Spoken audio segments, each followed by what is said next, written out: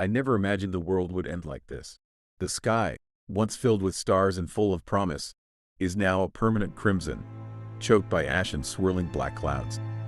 There's no light here, no sun, just a thick, oppressive gloom that settles over everything like a death shroud. The ground trembles beneath me, not from the wind or distant storms, but from the earth-shaking steps of them, the giants. They came without warning. One day, the world was ours. The next, it belonged to them. No one knows where they came from. Some say they crawled out from the darkest pits of hell itself. Others think they're from another realm, or perhaps even the Earth's own demons brought to life. But those who might have known the truth are long gone, consumed like the rest of us. These giants, these grotesque demons that tower over what's left of humanity, are not just mindless beasts. They're worse than that. Their skin is like molten rock, black and cracked, with deep red veins of fire pulsing beneath the surface. Their eyes burn with a deep, insatiable hunger, glowing like embers, and their claws, massive, jagged things, slice through buildings and human flesh alike. We are nothing but prey to them. Some they keep alive, like cattle, to harvest and feed upon. Others, they torture for amusement or enslave, reducing them to nothing more than whimpering husks. And those are the lucky ones.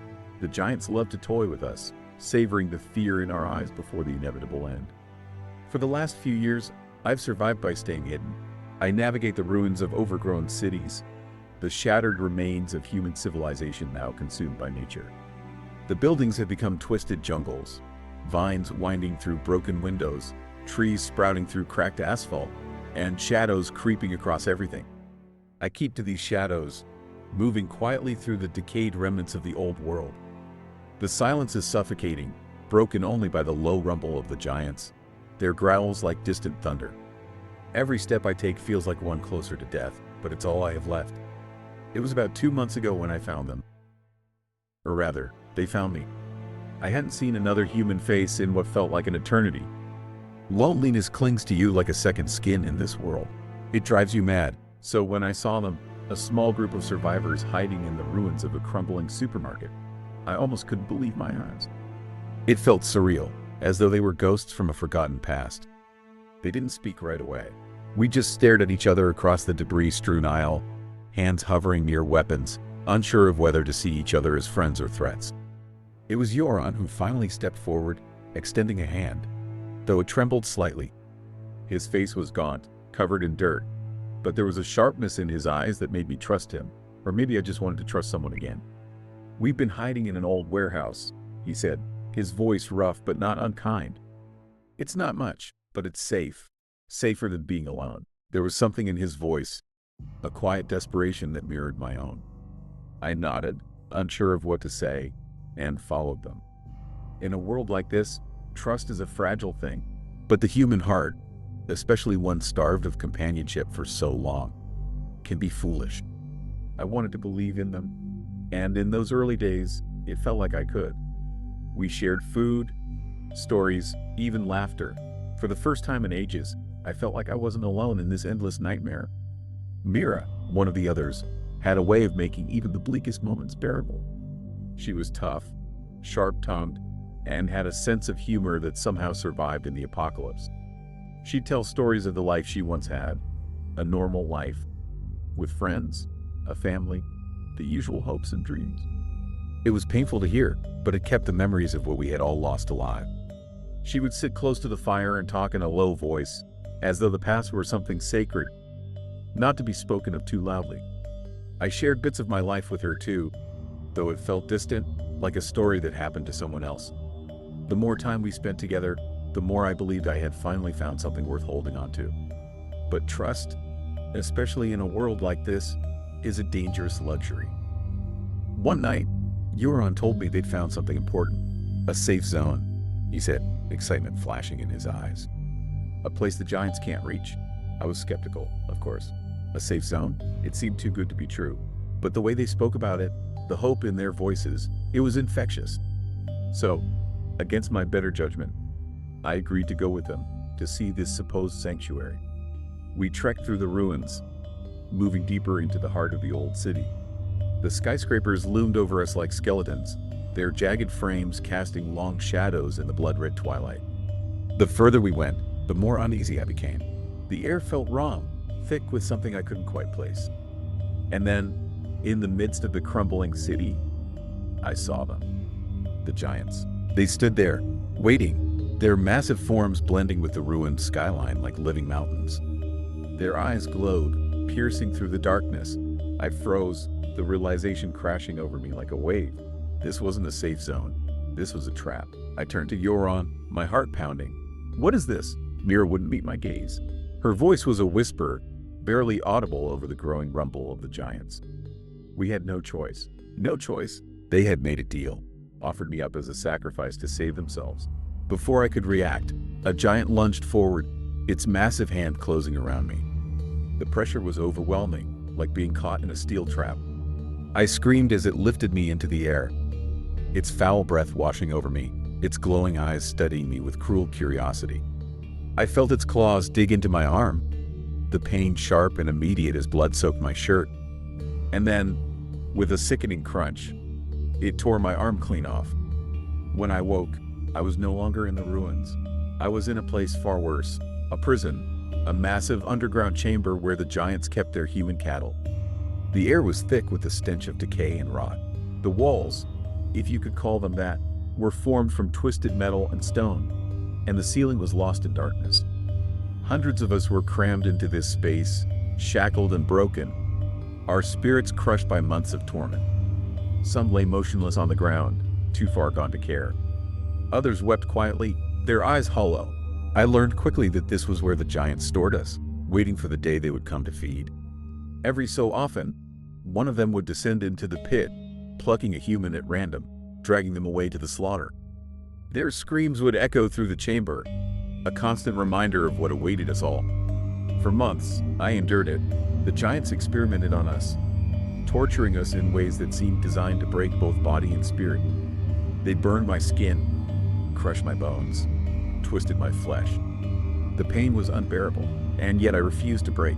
I clung to the thought of survival, to the idea that one day I would escape, no matter how impossible it seemed. The key to surviving in that place was patience. Slowly, I began to observe the giants, to study their movements, their routines. They were arrogant, confident in their control over us. And that arrogance was their weakness. After months of enduring their torment, I pretended to give up. I let my body go limp, my eyes hollow, as if I had finally surrendered. They bought the act. One of the giants, a particularly cruel one, grabbed me by the neck and lifted me into the air, its massive eyes gleaming with satisfaction. It thought I was broken, but I wasn't. In a desperate surge of adrenaline, I struck. Using my remaining arm, I climbed up the giant's massive body, using its own size against it. Before it could react, I plunged my severed arm into its eye. The pain must have been unimaginable, because the giant howled in agony, shaking violently as blood poured from its eye socket. I don't remember much after that. The pain, the fear, it all blurred together. Somehow, I escaped. I don't remember how. Maybe the giant dropped me. Maybe I stumbled my way through the chaos. But when I woke, I was far from the prison, lying in the ruins of an old church, my body broken but alive.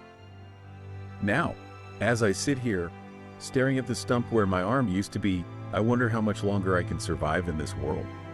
The people I thought I could trust betrayed me. The giants still roam the earth, their growls echoing through the ruins, their hunger never sated. I'm alone again, more so than I've ever been. This world, this nightmare, it's not just filled with monsters.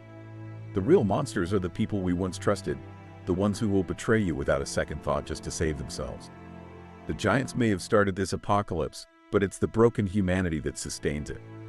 When survival becomes everything, morality is the first casualty. I think about Mira sometimes. The look in her eyes when she couldn't meet my gaze, the guilt, the regret. Maybe she believed they had no choice, but it doesn't matter anymore. Her betrayal carved into me deeper than the giant's claws ever could. I wonder if she survived. I wonder if any of them did. But I won't go looking for answers. Not now. Trust in this world is dead, along with everything else. The world outside is no different than when I left it. The same skeletal ruins, the same blood-colored sky, the same tremors in the earth beneath my feet. But something has changed in me. I don't think of survival in the same way anymore. I'm not looking for safety or shelter, or for people I can rely on. I'm not even looking for hope. Now, I'm looking for revenge. I'm not the same man who once hid from the giants, who longed for a group to call his own. They took my arm, but they didn't take my will. And in this shattered world, that's all I have left. I've heard rumors, whispers from the few who dare to travel the wastelands, about a group of survivors who've turned against the giants. They're not just hiding, they're fighting back. Some say they found a way to wound the giants, to make them bleed. And I need to know if it's true. I don't care if it's a long shot. I don't care if I die in the process. Because I'm not interested in living in this broken world anymore. I'm interested in making them pay for every drop of blood they've spilled, for every person they've torn apart, for every lie whispered in the dark by those I once called friends.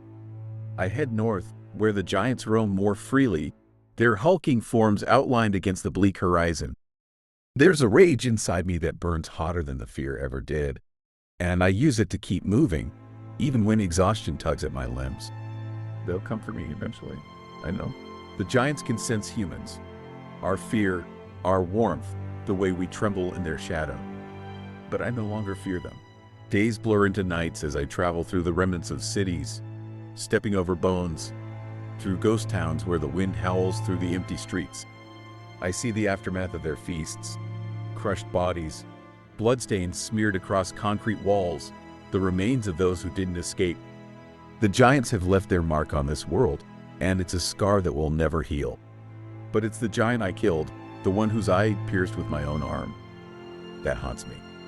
Even in sleep, I can feel its blood, hot and thick, running down my fingers. I dream of its howls, its thrashing body as it stumbled blindly, furious and wounded. It was a beast brought low by something as small and insignificant as me. That's when I realize the giants, for all their size, aren't invincible. They bleed, they hurt, and maybe, just maybe, they can die. I finally reach what used to be a military base, now little more than a pile of rubble. The air here is heavy with the stench of death. Scavengers pick at the bones of long-dead soldiers, their uniforms barely recognizable under layers of grime and blood. But it's not the dead I'm looking for. In the distance, I spot movement. Humans. They're different from the survivors I've seen before. They move with purpose, their faces hard, their bodies scarred from battle. These are the ones I've been searching for, the ones who fight. As I approach, they raise their weapons, suspicious as they should be. I'm a stranger, after all, and in this world, strangers often bring trouble. But I don't flinch. I've faced far worse than them. I heard you're fighting the giants, I say, my voice steady, though inside, I'm trembling with the weight of this moment. I want in. The leader, a woman with a scar that runs from her temple down to her jaw, eyes me warily. Her gaze falls on the stump where my arm used to be. She doesn't ask questions. In this world, everyone's got a story, but not everyone wants to hear it. We've got no room for dead weight, she says coldly, her hand resting on the hilt of a blade strapped to her thigh. You want to fight? Prove you're worth keeping around. I nod. I don't need to convince her with words. I'll show them what I'm made of. And so it begins. The giants took everything from me, my arm, my friends, my trust. But they didn't take my will to fight. In this wasteland, I'll become something else, something more dangerous than the giants ever anticipated. I'm not just surviving anymore. I'm hunting them. The world may never go back to what it was, and I'm not the man I once was. But there's one thing I know for sure. The giants' reign won't last forever. And if I have to die to bring them down, then so be it. Because I'd rather go down fighting than live another day in fear. The giants' hunger may be endless, but now, so is my rage.